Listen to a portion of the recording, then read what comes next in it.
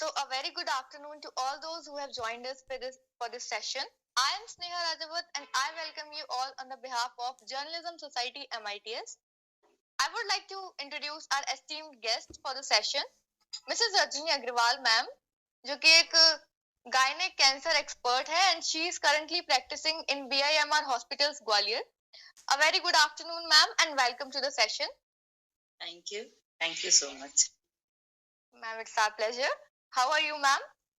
Fine, fine, thank you. Yes ma'am. तो जैसे कि आज हम सभी यहाँ पे 4th Feb जो कि एक वर्ल्ड कैंसर डे के रूप में ऑब्जर्व किया जाता है, उसके लिए यहाँ पे हम सभी इस वर्चुअल मीट में ज्वाइन किए हैं। तो आज का जो दिन है ये इनिशिएट किया गया था union for international cancer council के द्वारा एक लीडिंग अवेयरनेस डे के लिए, और जो मेन मोटिव है इस डे को सेलिब्रेट करने का या इस डे को ऑब्जर्व करने का वो है कि जो कैंसर को लेके वर्ल्ड वाइड अवेयरनेस है या फिर एजुकेशन है उसे इम्प्रूव करना, उसे प्रमोट करना, और साथ ही साथ जो भी ग्लोबली जितने भी गवर्नमेंट्स हैं या लीडर्स हैं और जो भी लोग हैं उनको प्रेस करना ताकि हम इस डिसीज के अगेंस्ट एक्शन ले सकें। तो आज हम इस सेशन में कोशिश करेंगे ज्यादा से ज्यादा इंफॉर्मेशन गैदर करने की मैम के साथ में कैंसर के बारे में, क्या है कैंसर, इसके कॉजेस क्या हैं, इसके सिम्टम्स क्या हैं, किस तरीके से इसका ट्रीटमेंट होता है, कौन कौन इसका शिकार होने की ज्यादा आशंका है या किस तरीके से इसे प्रिवेंट किया जा सकता है, ये सभी कुछ हम जानेंगे आज के इस सेशन में। तो मैम से एक डीपर नॉलेज से पहले मैं आपको एक ब्रीफ इंट्रोडक्शन देना चाहूंगी कि क्या है cancer. So firstly cancer is a disease जिसमें कि जो बॉडी की सेल्स हैं कुछ वो एबनॉर्मली या फिर अनकंट्रोलेबली ग्रो करने लगती हैं, और ना सिर्फ वो एक पार्ट में ग्रो करती हैं, वो बॉडी के अदर पार्ट्स में भी स्प्रेड होना शुरू हो जाती हैं। जैसे कि हम सभी को पता है कि जो हमारी ह्यूमन बॉडी है वो ट्रिलियंस ऑफ सेल्स से मिलके बनती है, और जो ये कैंसर डिसीज है ये वो ऑलमोस्ट बॉडी के किसी भी पार्ट में शुरू हो सकता है। और एक हेल्दी बॉडी या एक हेल्दी नॉर्मल जो ह्यूमन बॉडी होती है उसमें होता ये है कि पहले एक सेल, जो न्यू सेल्स होती हैं वो ग्रो होती हैं एंड वो मल्टीप्लाई होती हैं to make new cells, and ये न्यू सेल्स जहां भी हमारी बॉडी में जरूरत होती है वहां पे ओल्ड सेल्स को रिप्लेस कर देती हैं, और जो भी ओल्ड सेल्स होती हैं या डैमेज सेल्स होती हैं वो मर जाती हैं और उनकी जगह पर new cells as a replacement आ जाती हैं। ये एक हेल्दी बॉडी के केस में होता है, बट कभी कभी कुछ एबनॉर्मल केसेस में ये जो हेल्दी साइकिल है या ये जो ऑर्डरली प्रोसेस है ये टूट जाती है या ब्रेक हो जाती है, और इसकी जगह पे जो एबनॉर्मल सेल्स हैं या डैमेज सेल्स हैं वो ग्रो करती हैं और मल्टीप्लाई होती हैं, जो कि नहीं होना चाहिए। और इसी ये जो सेल्स जो ग्रो कर रही हैं इन्हीं की वजह से बॉडी में ट्यूमर्स बनने लगते हैं, and tumour is nothing but lump of tissue या फिर टिश्यूज के गुच्छे। पर हर एक ट्यूमर जो बॉडी में बनता है वो जरूरी नहीं है कि वो कैंसर कॉजिंग हो। There are two types of tumour, some are cancerous, some are non cancerous. तो अब इसके आगे की जो भी डीप नॉलेज है उसके लिए मैं मैम से रिक्वेस्ट करूंगी कि मैम बताएं व्हाट इज कैंसर। नहीं स्नेहा, जैसे कि तुमने बताया कि कैंसर जैसे कि हमारा बॉडी ट्रिलियंस ऑफ सेल से बना हुआ है, सेल डिवीजन कंट्रोल्ड होता है और कंट्रोल्ड वे में सेल डिवीजन होता है तो सेल्स बनती हैं और डैमेज सेल्स जो है वो न्यू सेल से रिप्लेस होती हैं। लेकिन जब ये डिवीजन अनकंट्रोलेबल हो जाता है तो that will form a cancer, either in form a lump और in form a ulcerative lesion, और ये फिर पूरी बॉडी में फैलता है। जी बिल्कुल सही कहा तुमने, यही कैंसर की डेफिनेशन है। लेकिन जब ये अर्ली, इसमें बिनाइन भी होते हैं, मैलिग्नेंट भी होते हैं। जो बिनाइन यानी कि नॉन कैंसर, कुछ लंप ऐसे होते हैं जो कि कैंसरस नहीं होते हैं, सिंपल लंप होते हैं, जैसे ब्रेस्ट में बन गया फाइब्रो एडिनोमा, बॉडी में कहीं स्किन के नीचे बन गया उसको हम लाइपोमा कहते हैं, तो वो कैंसर नहीं होते। इनकी डायग्नोसिस कंफर्म करने के लिए एक टेस्ट होता है जिसे अपन FNAC कहते हैं। उसमें से निडल से अपन उसका जो फ्लूइड है वो निकालते हैं, पैथोलॉजी में स्लाइड बना के भेजते हैं, फिर वो डिसाइड करता है कि ये कैंसरस है कि नॉन कैंसरस है। अगर ये नॉन कैंसरस है तो उसमें कोई घबराने की बात नहीं है, अपन उसको निकाल देंगे, सर्जरी हो जाएगी और पेशेंट हमेशा के लिए क्योरेबल है। लेकिन अगर ये कैंसर है तो फिर इसमें अपने को फर्दर ट्रीटमेंट की जरूरत। ओके मैम, ओके मैम, तो मेरा नेक्स्ट क्वेश्चन ये है कि वैसे तो ऑलमोस्ट बॉडी में कहीं पर भी कैंसर हो सकता है, but common types of cancer जो डायग्नोस होते हैं वो कौन से हैं? Common type, most common women में अगर हम कहें तो ब्रेस्ट कैंसर ज्यादा कॉमन है, सर्वाइकल कैंसर, यूट्राइन कैंसर ये फीमेल में ज्यादा कॉमन है। मेल में ओरल कैंसर, लंग कैंसर ये कॉमन है अपने इंडिया में। इसके अलावा कैंसर बॉडी में कहीं भी हो सकता है, गॉल ब्लैडर कैंसर है, liver cancer, lung cancer, skin cancer, prostate cancer, renal cancer, blood cancer, सभी तरह के बॉडी के किसी बोन कैंसर, बॉडी के किसी भी पार्ट में कैंसर हो सकता है। आईज में भी कैंसर हो सकता है, ब्रेन में भी कैंसर हो सकता है, कैंसर कहीं भी हो सकता है। Okay ma'am. तो डिपेंडिंग कौन से साइड पे कैंसर है उसी हिसाब से उसका डायग्नोसिस बनेगा, और हर टाइप के कैंसर का अलग अलग ट्रीटमेंट है। Okay ma'am. तो मैम इसके अलावा जो मेरा नेक्स्ट क्वेश्चन था वो ये था कि कौन से ऐसे कॉजेज रहते हैं कि जिनकी वजह से कैंसर स्प्रेड होता है या कैंसर होता है किसी पर्सन को? कॉजेज स्मोकिंग, इंडिया में बहुत कॉमन है smoking and tobacco chewing. Causes में कुछ कैंसर जेनेटिक भी होते हैं, जैसे कि ब्रेस्ट कैंसर।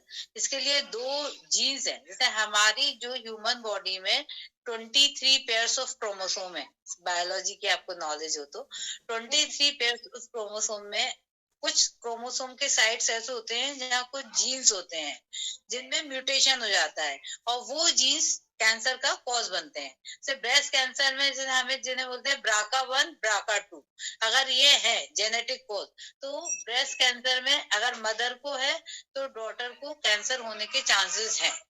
तो जेनेटिक कॉज भी होता है। दूसरा डाइट, अगर हम लो फाइबर डाइट ले रहे हैं, ज्यादा ऑयली फूड ले रहे हैं तो उसमें इंटेस्टाइनल कैंसर के चांसेस होते हैं।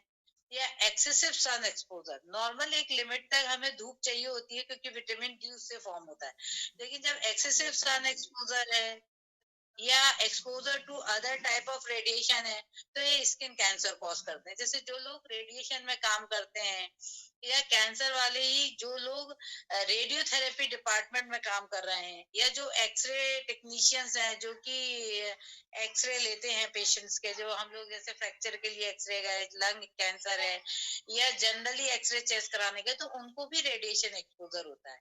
तो उसको बचने के लिए वैसे उन्हें एक शील्ड पहनाई जाती है ताकि उनको एक्सपोजर कम हो, क्योंकि रेडिएशन एक्सपोजर से भी कैंसर के चांसेस होते हैं।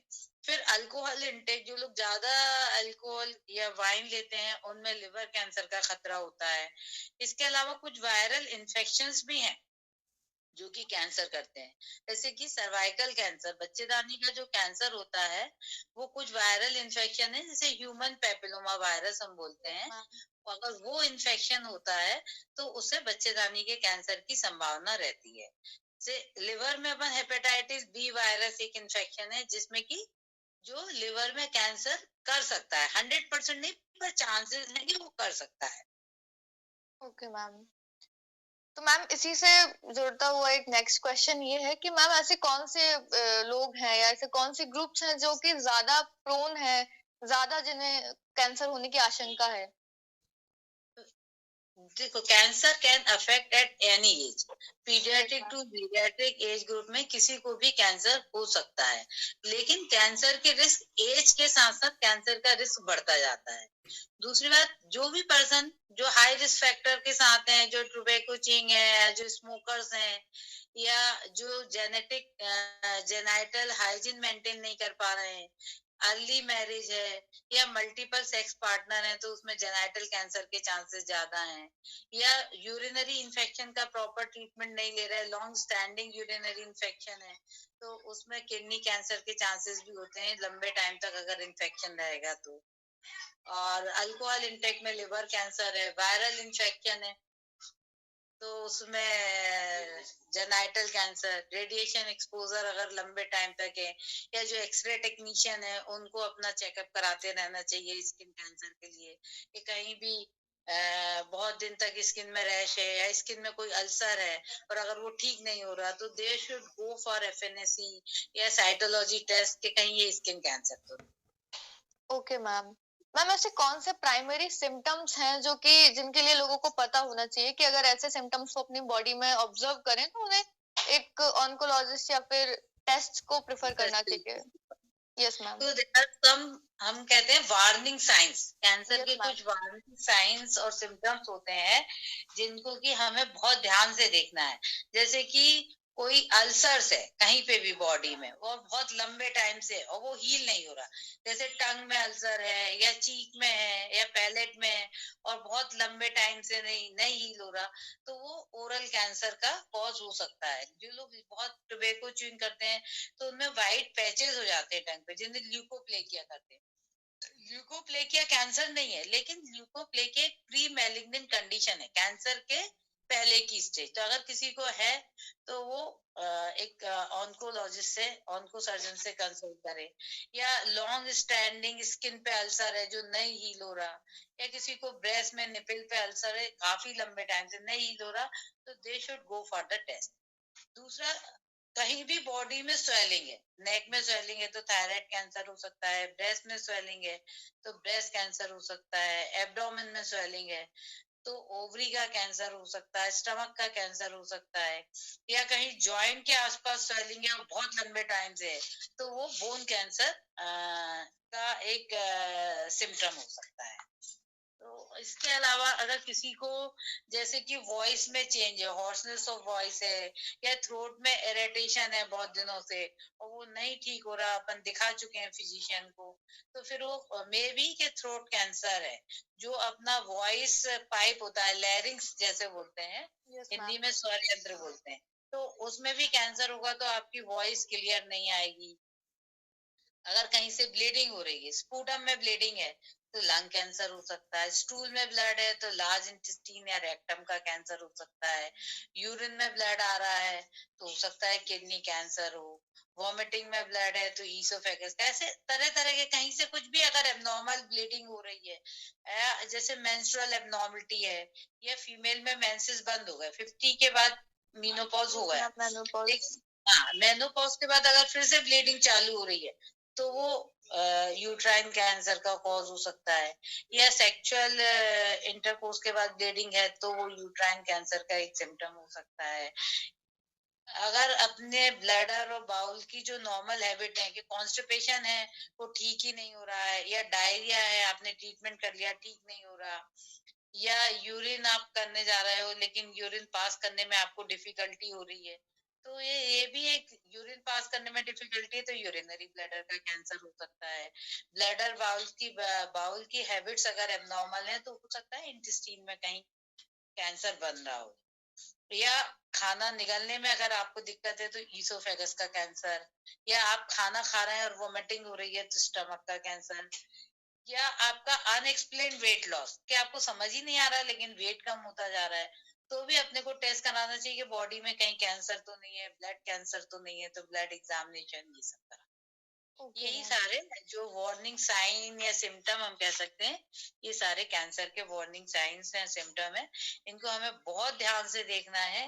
अगर आपको कहीं भी कुछ भी ऐसा डाउट होता है तो आपके पास में जो भी डॉक्टर है आप उनसे कंसल्ट करें, और उन्हें डाउट होता है तो फिर वो आप कैंसर स्पेशलिस्ट के पास भेजें।